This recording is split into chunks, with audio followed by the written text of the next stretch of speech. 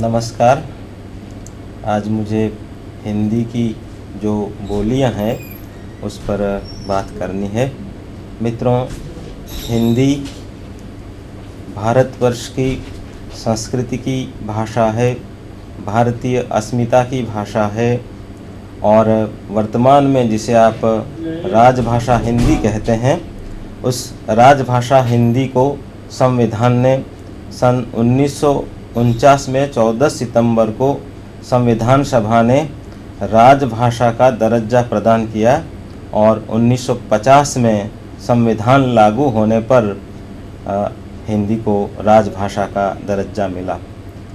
इस भाषा का इतिहास बहुत ही प्राचीन है और आदिकाल से बराबर हिंदी जो है भारतवर्ष की संपर्क की भाषा रही है और ये भाषा जो है कहना चाहिए कि भारत के बहुत बड़े भूभाग में बोली जाती हैं और इसका जो क्षेत्र है बहुत ही विस्तृत है। आज आपको पता होगा कि हिंदी न केवल भारत में ही बोली, समझी या लिखी जाती हैं बल्कि विदेश में भी इस भाषा की मांग है और विदेश में भी उसका जो एक नया स्वरूप है वह विकसित हुआ है। मित्रों, यहाँ मुझे हिंदी की बोलियों की बात करनी है और हिंदी की बोलियों का जहाँ तक प्रश्न है, हिंदी की जो बोलियाँ हैं उसकी विभिन्नता जो है उस विभिन्नता के हिसाब से, उसके प्रादेशिकता के हिसाब से और उसकी जो अस्मिता है उस अस्मिता के हिसाब से हिंदी की जो विभिन्न बोलियाँ हैं उन बोलियों का मैं यहाँ उल्लेख करना चाहूँगा। हिंदी भाषी प्रांत के हिसाब से, जैसा कि आप लोग सब जानते हैं कि हिंदी का जो अलग अलग रूप दिखाई देता है, इनमें सबसे पहला जो रूप है वो पश्चिमी हिंदी का है और पश्चिमी हिंदी का जहाँ तक प्रश्न है, इसकी 5 उप बोलियाँ हैं और 5 में सबसे पहले जिसे आप मानक रूप में जानते हैं, मानते हैं, ऐसी खड़ी बोली जो है ये बहुत ही प्रसिद्ध बोली है। दिल्ली, मेरठ, हरियाणा के आसपास यह बोली जाती हैं और यह जो बोली है, इस बोली का जहाँ तक प्रश्न है, ये आधुनिक युग की एक बहुत ही महत्वपूर्ण बोली मानी जाती हैं और इसी भाषा में दुनिया में आजकल जो बातें हो रही हैं उसके जो विभिन्न रूप हैं, उदाहरण के तौर पर देखेंगे तो आप मानक हिंदी कहें, साहित्यिक हिंदी कहें या मार्केट की जो भाषा है हिंदी कहें या प्रयोजन मूलक अथवा कार्यालयी हिंदी जिसे आप कहते हैं, ये उसके विभिन्न रूप हैं और इन रूपों के मातहत यदि हम पश्चिमी हिंदी की बात करते हैं तो पश्चिमी हिंदी की जो स्टैंडर्ड बोली है वह है खड़ी बोली और खड़ी बोली का जहाँ तक प्रश्न है, इसको विद्वान कौरवी भी कहते हैं क्योंकि कुरुक्षेत्र के आसपास यह बोली जाती हैं। और आज साहित्य की एक भाषा जिसे कहते हैं कि साहित्य में बहुत ही विस्तृत रूप में जिस बोली का प्रयोग हो रहा है, जिस बोली या भाषा का प्रयोग हो रहा है वो है खड़ी बोली। खड़ी बोली नाम इसलिए भी पड़ा है क्योंकि ये खरी बोली हैं और खरी होने के कारण ही इसको कुछ लोग खड़ी बोली कहते हैं।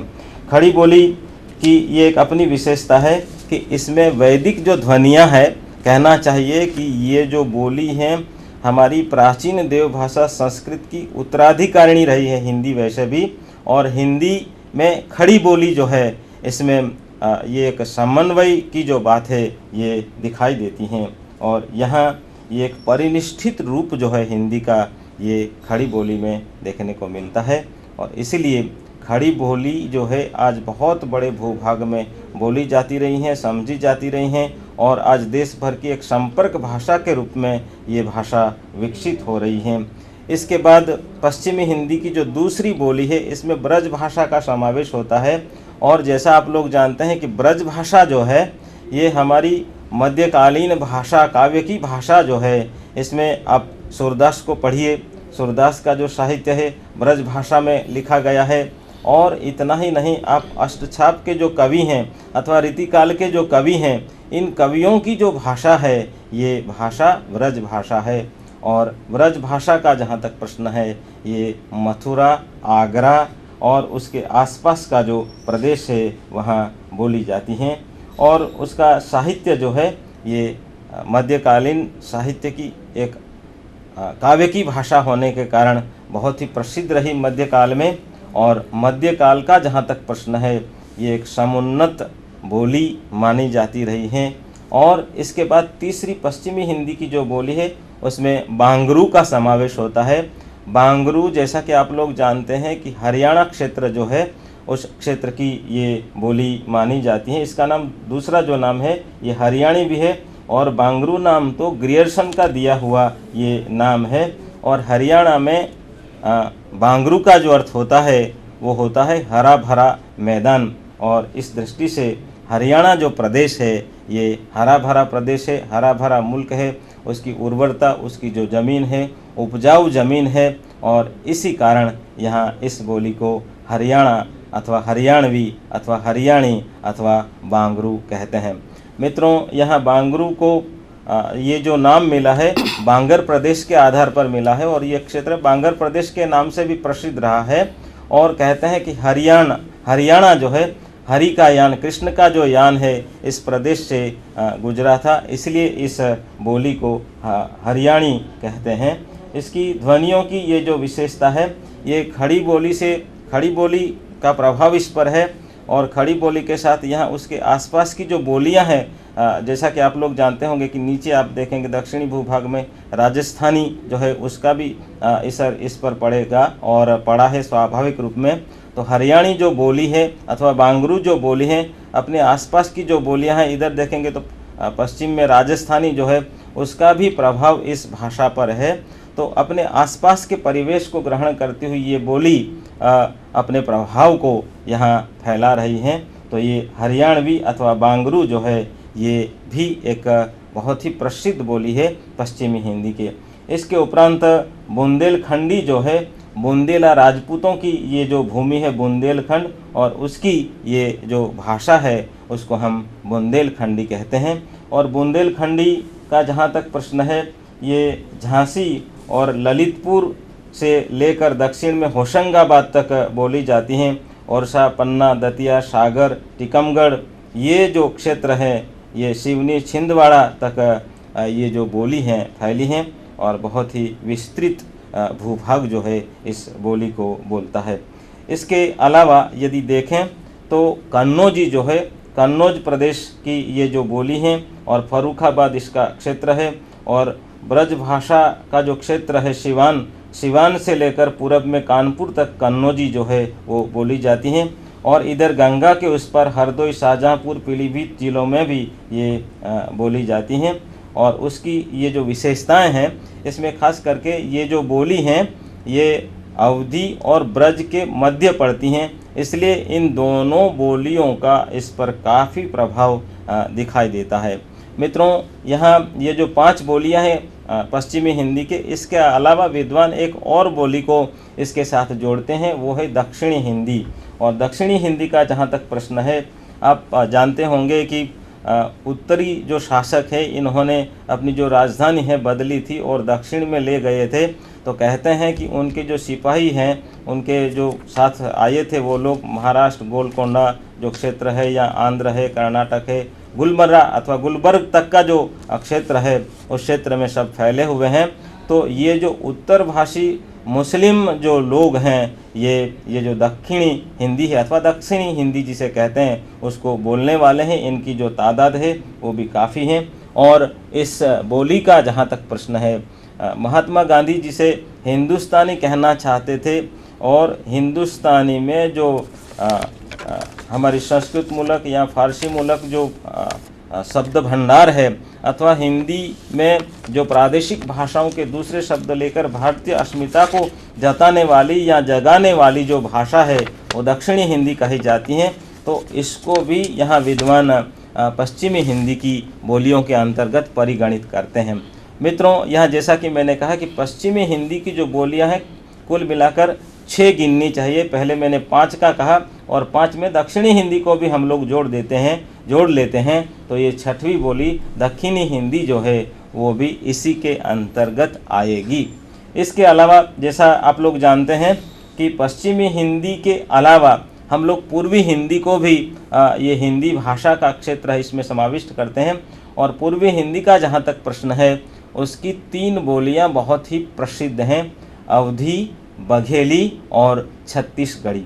और जहाँ तक पूर्वी हिंदी का प्रश्न है, अवधी इसकी बहुत ही प्रसिद्ध भाषा है। और आप लोग जानते होंगे कि मध्यकाल में ये जो भाषा है अवधी, ये तुलसीदास जैसे कवि और जिन्होंने रामचरितमानस लिखा, रामचरितमानस की ये जो भाषा है ये अवधी हैं। और आप लोग जानते होंगे कि पद्मावत जो है महाकवि जायसी द्वारा लिखित पद्मावत भी अवधी भाषा में ही लिखा गया है।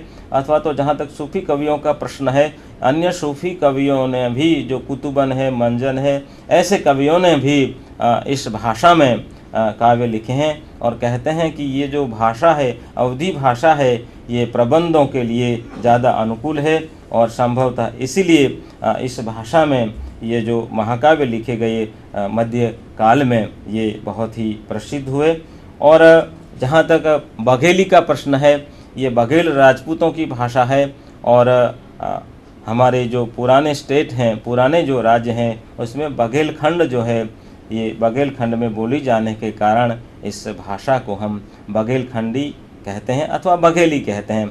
और इसके सिवा जैसा कि मैंने कहा कि पूर्वी हिंदी की 3 बोलियां हैं, अवधी, बघेली और छत्तीसगढ़ी। फिलहाल अब छत्तीसगढ़ राज्य जो है अलग हो चुका है, इसलिए ये छत्तीसगढ़ राज्य की अपनी एक अलग भाषा है, राजभाषा है। और इसकी ये जो भाषा है अपनी कुछ विशेषताएं हैं, उसमें अपनी खड़ी बोली जो हिंदी है और उसके इर्द गिर्द जो बोलियां बोली जाती हैं अवधी जो हैं, इसका भी प्रभाव इस पर दिखाई देता है। और यहाँ छत्तीसगढ़ी की अपनी अलग ही विशेषताएं हैं और ये अभी नई हैं, अभी उतना विकास नहीं हुआ है और धीरे धीरे ये अपना विकास करेगी तो उसको भी आप हिंदी की एक बहुत सक्षम बोली के रूप में देखेंगे। मित्रों, हिंदी भाषी क्षेत्र का जहाँ तक प्रश्न है, हिंदी भाषा की बोलियों का जहाँ तक प्रश्न है, उसकी उपबोलियों का प्रश्न है, मैंने कहा कि पश्चिमी हिंदी और पूर्वी हिंदी, इसके अलावा आप लोग जानते हैं कि राजस्थान क्षेत्र जो है, राजस्थान क्षेत्र में भी ये जो हिंदी भाषा है बोली जाती हैं। और इस हिंदी के जो स्वरूप हैं, राजस्थानी हिंदी का जहाँ तक प्रश्न है, आप लोग जानते होंगे कि मीराबाई जैसी जो कवयित्री है, इन्होंने अपनी इस भाषा में काव्य लिखे और दादू दयाल जी ने भी इसी भाषा में कविताएं लिखी, काव्य लिखे। तो ये एक बहुत ही प्रसिद्ध भाषा है। और उसकी जो उपबोलियां हैं, इनमें आप लोग जानते हैं कि जयपुरी है, मारवाड़ी है, मेवाती हैं, मालवी हैं, ये क्षेत्रीय रूप हैं राजस्थानी के और ये भी हिंदी के अंतर्गत ही परिगणित किए जाते हैं। ये जो रूप हैं इस बोली के, तो ये राजस्थानी हिंदी, मारवाड़ क्षेत्र अथवा मरुभूमि की बोली होने के कारण ही इसे हम मारवाड़ी कहते हैं। और मारवाड़ी की ये अपनी विशेषता है, बहुत ही मिलती जुलती, गुजराती से मिलती जुलती ये जो भाषा है। विद्वान उसका जो उद्भव अथवा तो उद्भव स्रोत जो मानते हैं वो सोरसैनी को ही मानते हैं, लेकिन डॉक्टर हरदेव बहारी ने इस बोली के लिए ये कहा है कि ये जो बोली है प्राकृत नहीं बल्कि अपभ्रंश से विकसित हुई है। और उनका ये भी कहना है कि प्राकृत की ही समकालीन ये अपभ्रंश भाषाएं थी, तो उसी अपभ्रंश से कहते हैं कि राजस्थानी हिंदी जो है उसका जन्म हुआ है। और राजस्थानी हिंदी का जहाँ तक प्रश्न है, उसकी अपनी अण वाली जो प्रकृति है, जैसा आप लोग सुनते आए हैं कि महाणे चाकर राखो जी, महाणे चाकर राखो जी मीराबाई गाती हैं। तो ये जो म अण, ये जो है राजस्थानी की अपनी विशेषताएं हैं। और उसकी जो बोली है वो मारवाड़ी, और मारवाड़ क्षेत्र की होने के कारण उसे हम मारवाड़ी कहते हैं। इसी तरह जयपुर के आसपास जो बोली बोली जाती है उसको जयपुरी कहते हैं। और मेवाती जो है राजस्थान के जो मेर लोग हैं, उन मेर लोगों की ये जो भाषा है मेवाती, ये जो है बोली जाती हैं। इसके अलावा मालवी जो है, ये भाषा वैज्ञानिक दृष्टि से कहते हैं कि बहुत ही महत्वपूर्ण भाषा है। और मालव प्रांत का जहाँ तक प्रश्न है, ये इतिहास में भी बहुत ही मशहूर रहा है और ये मालव क्षेत्र जो है उसकी जो भाषा है उसको हम मालवी कहते हैं। उसके लोकगीत जो हैं बहुत ही कोमल होते हैं और इसलिए ये जो बोली है बहुत ही महत्वपूर्ण हो गई है। तो मित्रों, यहाँ ये जो राजस्थानी हिंदी क्षेत्र जो है उसकी जो उपबोलियाँ हैं और इसके अलावा बिहारी का जो क्षेत्र है अथवा बिहारी भाषा का जहाँ तक प्रश्न है, ये कहते हैं कि मागधी से इसका जन्म हुआ है और बिहारी की जो बोलियां हैं इनमें मुख्य रूप से, जैसा कि आप लोग जानते हैं कि भोजपुरी जो है भोजपुरी क्षेत्र में बोली जाती हैं और भोजपुरी इसकी एक बोली है।